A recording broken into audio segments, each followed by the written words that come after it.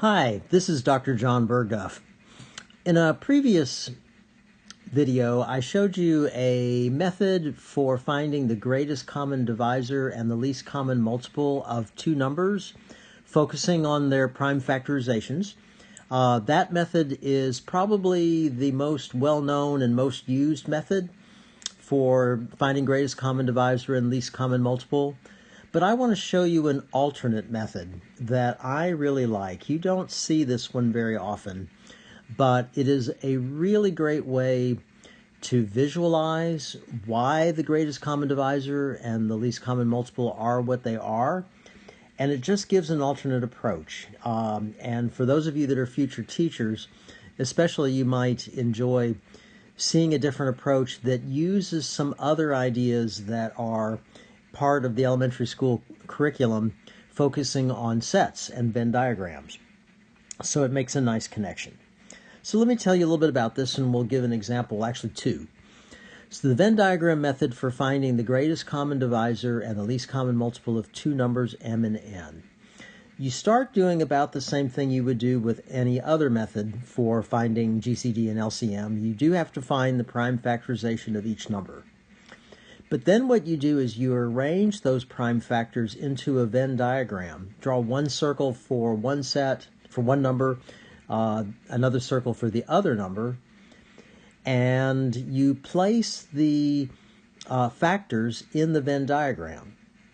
And then it turns out that the greatest common divisor is the product of all the prime factors in the intersection of the two sets, and the least common multiple is the product of all the prime numbers in the union of the sets. So a lovely example of looking at greatest common divisor, looking at union and intersection as well. In the previous video, I factored 120 and 126, so I'm not going to do that now, but you can use a factor tree to do so. What I mainly want to do is just remind you what they are, and then I'm going to show you how this Venn diagram works. So 120 factors as 2 to the third times 3 times 5, and 126 factors as 2 times 3 squared times 7. So now let me show you the Venn diagram. Make it really large. We have two numbers here, 120 and 126. I'm going to write those as two sets. And in the first set, I will write all the factors of 120. And in the second set, I'll write all the factors of 126. So when you look at 120, you see a 2 and a 3 and a 5. But going back, I want to point out that I mentioned that I want to account for multiplicity. Multiplicity has to do with a repeated factor.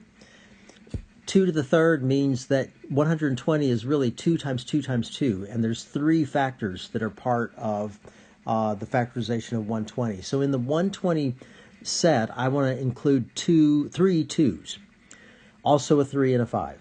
In the 126, I want to include 1 2, 3, 2 3s, and a 7. Now, it also says here, put as many common prime factors as you can in the intersection. So what do I mean by that? If I look at my 120, I notice that there are some 2s and 3s, and also that 126 has some 2s and 3s.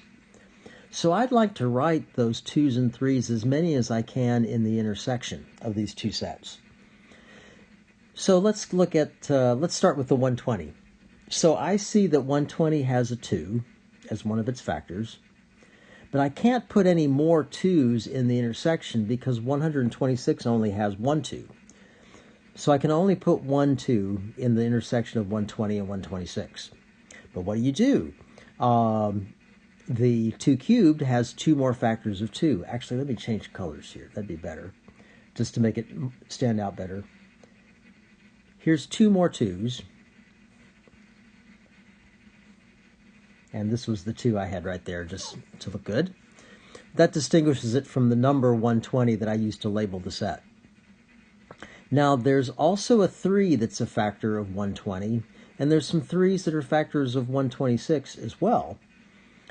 But only one of them can be in the intersection because this has only 1 3 and that has 2 3's. So what they would have in common would be 1 2 and 1 3. 126 would then have an extra 3. You'd have to put it over here. And going back to the 120, I realized I forgot it's got a 5, so I want to put a 5 there, but not in the intersection because 5 is not in common between both 120 and 126.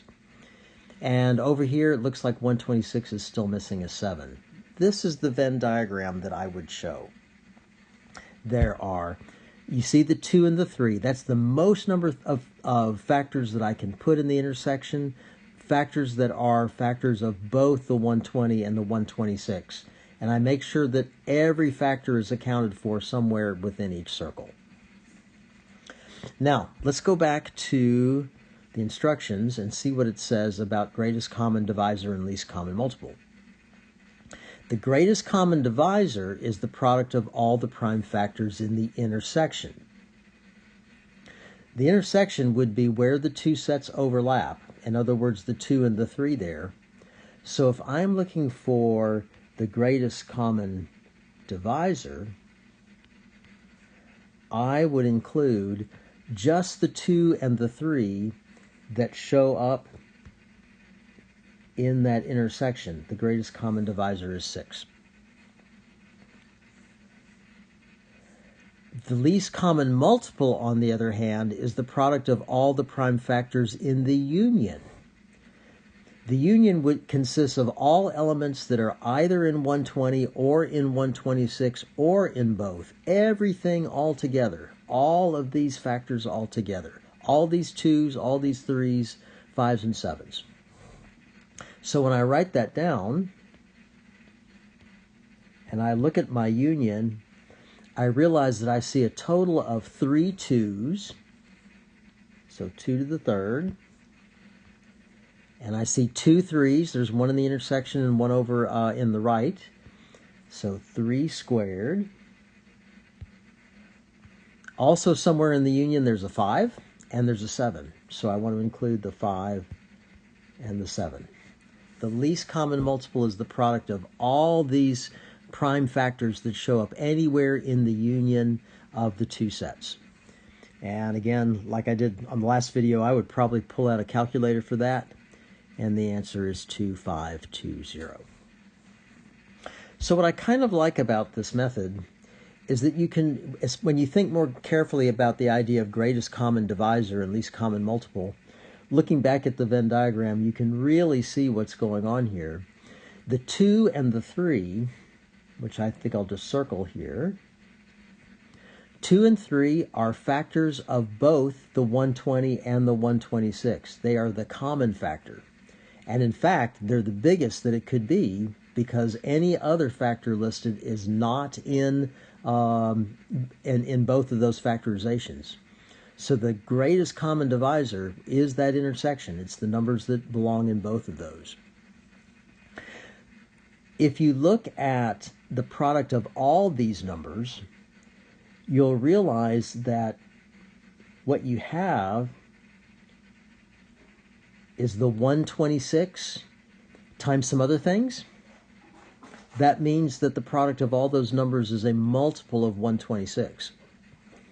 It's also, here's 120. So if you multiply all these numbers together, you'd have 120 times some other things, so that would be a multiple of 120. When you have the product of all these numbers, it is a multiple of both 120 and 126. It is a common multiple. And because I'm not throwing any extra extraneous numbers from some other place, I know it's the least common multiple.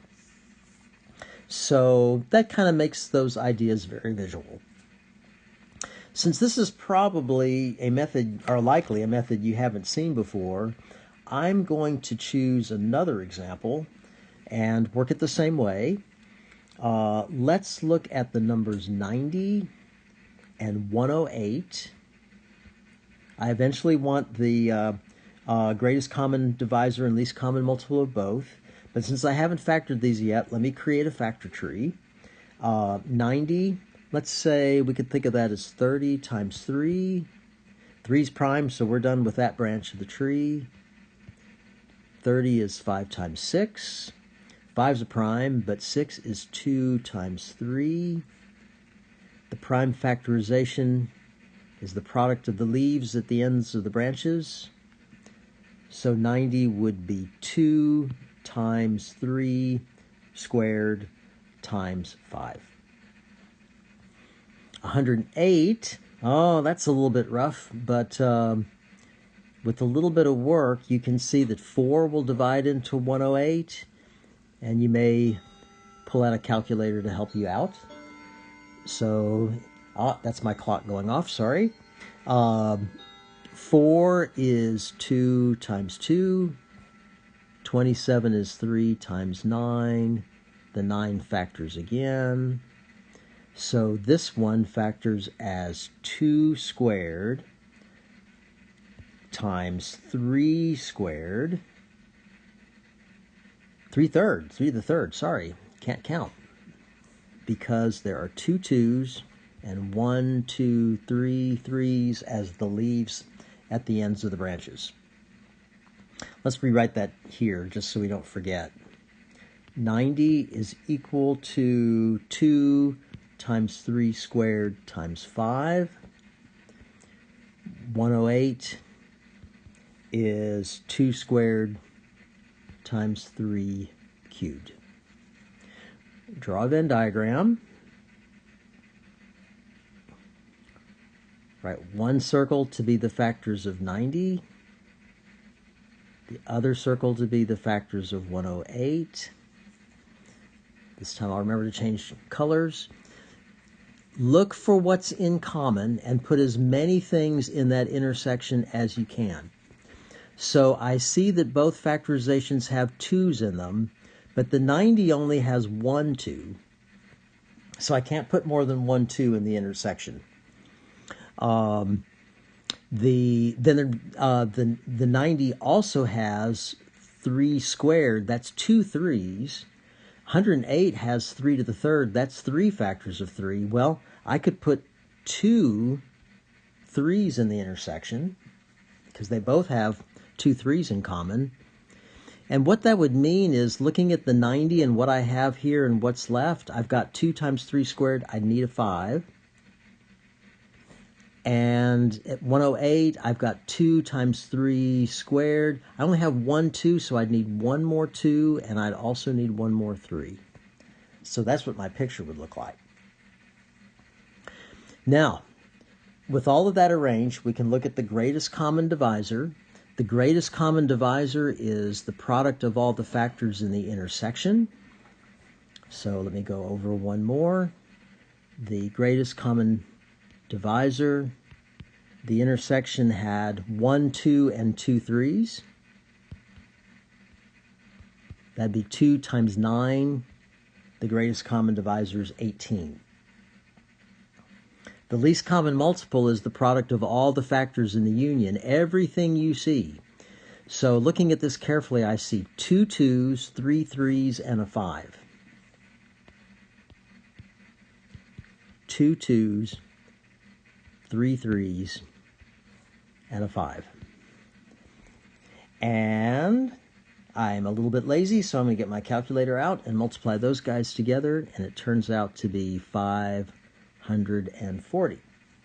So this method may be new to you, but I hope you find it interesting.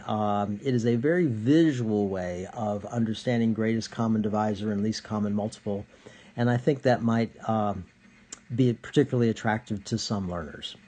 Thanks very much.